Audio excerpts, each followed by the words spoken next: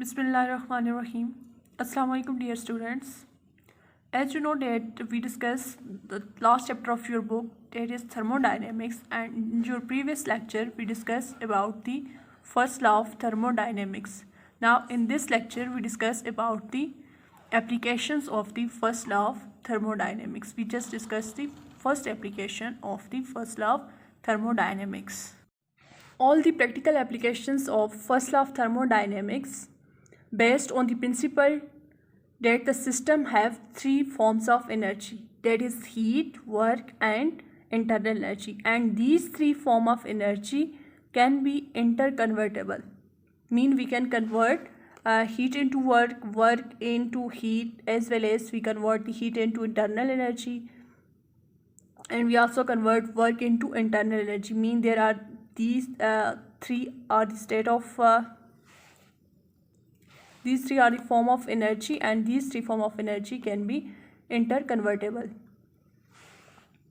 If we supply the heat to the system, then there is work done and there is internal energy, as we discussed in our previous lecture. And whenever there is work done on the system, then there is also change in internal energy, as well as there is change in temperature, there is change in heat.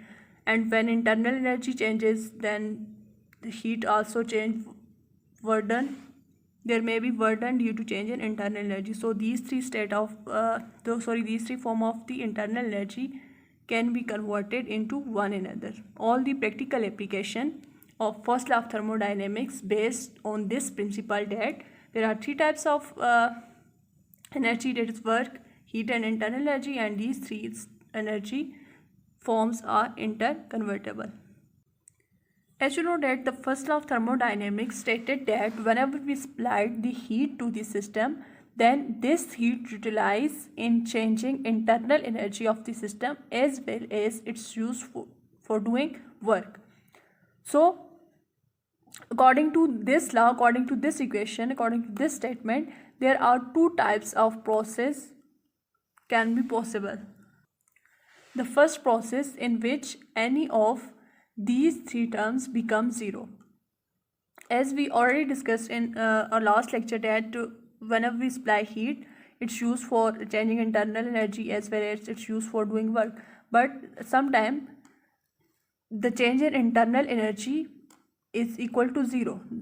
For cyclic process, or for the process in which the temperature of the system remain constant, then for that process change of internal energy become equal to zero. So for that case, the all heat supplied is equal to the work done, because change in internal energy is equal to zero.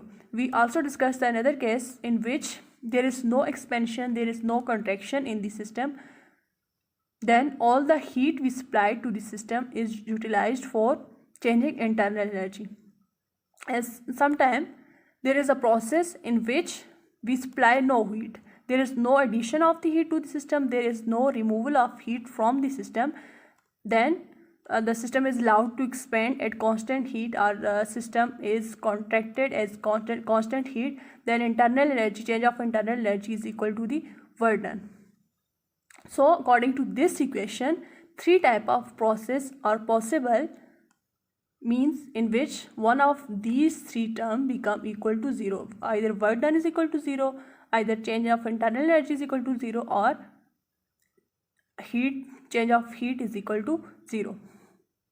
There is also a process in which state variable remain constant. We discussed the four state variables: internal energy, pressure and temperature, and also volume. So when there is a thermodynamic process in which volume remain constant, pressure remain constant, or temperature remain constant, then this process can be possible. So according to this equation, there is possibility of thermodynamic process in which any of these three terms either equal to constant, or the any of state variable like temperature, pressure, volume is equal to constant. First practical application of first law of thermodynamics is isochoric process. The thermodynamic process in which we carried it in such a way that its volume remain constant, that thermodynamic process we call the isochoric process. Mean there is change in the other state variable of the system, but the volume of the system remain constant. That thermodynamic process we call the isochoric process. We know that thermodynamic process, we mean that there is change in the state variable. There is either change in temperature, either change in pressure, or change in volume. When there is a change in the thermodynamic system but there is no change in volume, just volume remain constant, there may change in other state variable, then this type of thermodynamic process we call the isochoric process. The thermodynamic process which is carried in such a way that system undergo changes, we mean that there is change in the other state variable but its volume is kept constant. That thermodynamic process we call the isochoric process. Let's we consider a gas which is contained inside a container, and this container have non-conducting walls, also have non-conducting fixed piston. Means this piston is not able to move up and down. There is fixed piston, and the walls and the piston of that container in which we confine the gas molecule are non-conducting in nature, and the base of that container is conducting.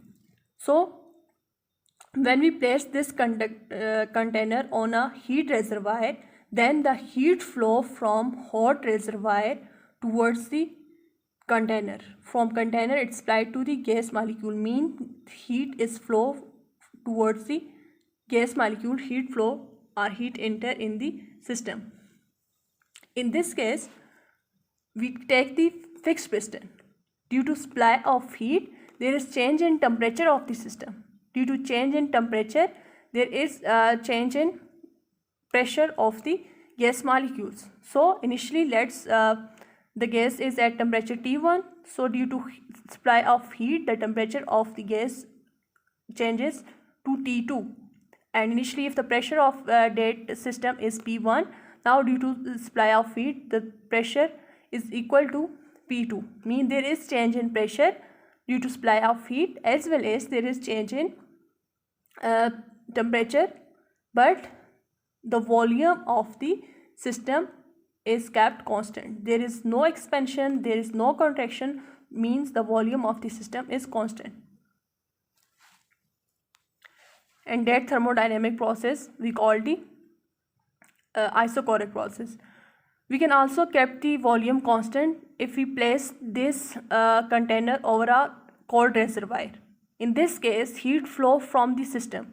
Initially, the temperature of system is greater, but due to flow of heat out of that system, the temperature now decreases. Mean there is change of temperature. Initially, if we consider the temperature T1, now due to flow of heat out of the system, the temperature become T2.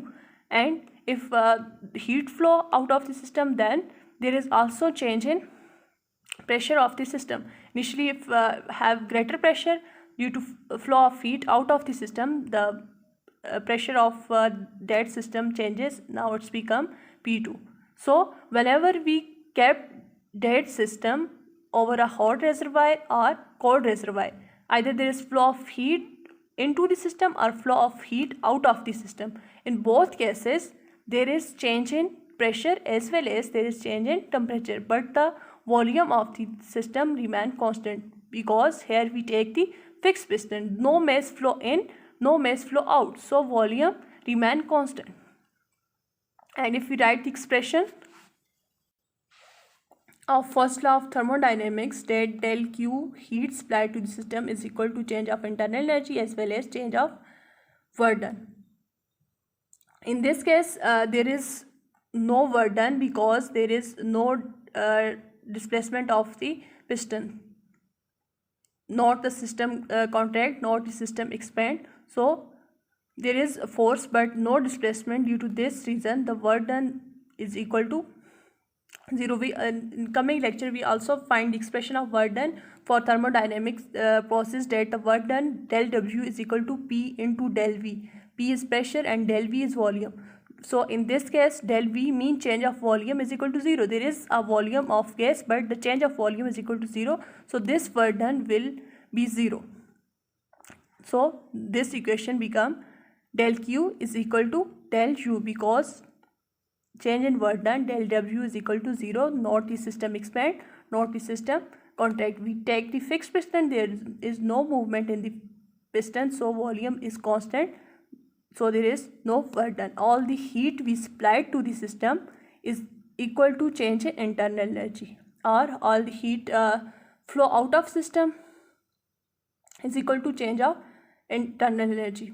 When there is flow of heat out of the system, there is a decrease in the temperature. Due to decrease in temperature, the internal energy also changes, it's also become smaller. And when there is flow of heat to the system, then there is increase of temperature. In this case, change in internal energy or the internal energy of the system become greater. So all the heat we supplied in isochoric process is utilized in changing internal energy, and work done will be zero. Change in work done will be zero. Now if we draw the graph between the pressure and volume of isochoric process, we get the horizontal line along the pressure axis. Here we plot the volume on horizontal axis and pressure on the vertical axis. There is change in pressure but volume remain constant. Initially we not plot the graph from 0 because initially our system have certain volume. So when there is isochoric process, there is supply of heat to the system or heat flow out of the system, then there is change of pressure.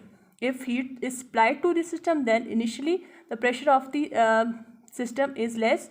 So due to flow of heat to the system, the pressure of the system goes on increasing, but the volume remain constant. Volume axis के जो आपके पास है उसके along कोई भी आपके पास change नहीं आ रहा. जो इनिशियल वॉल्यूम है वही उसकी वैल्यू है, वही कांस्टेंट रह रही है. जो प्रेशर आपके पास इंक्रीज हो रहा है जैसे जैसे सिस्टम में हीट सप्लाई हो रही है. और जब आपके पास हीट फ्लो करेगी सिस्टम से आउटवर्ड, तो उस केस में आपके पास इनिशियली जो प्रेशर होगा वो ग्रेटर होगा.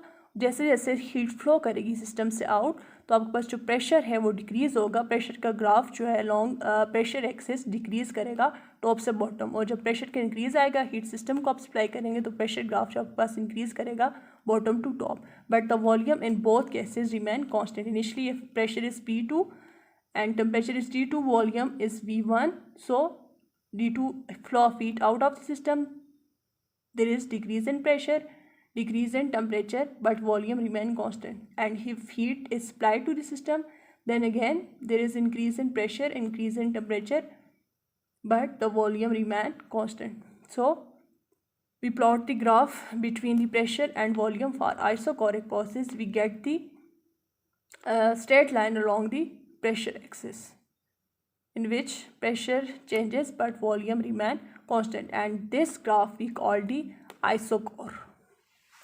This all about the first application of thermodynamic process, that is isochoric process. In next inshallah we discuss the second application of first law of thermodynamics. Thank you.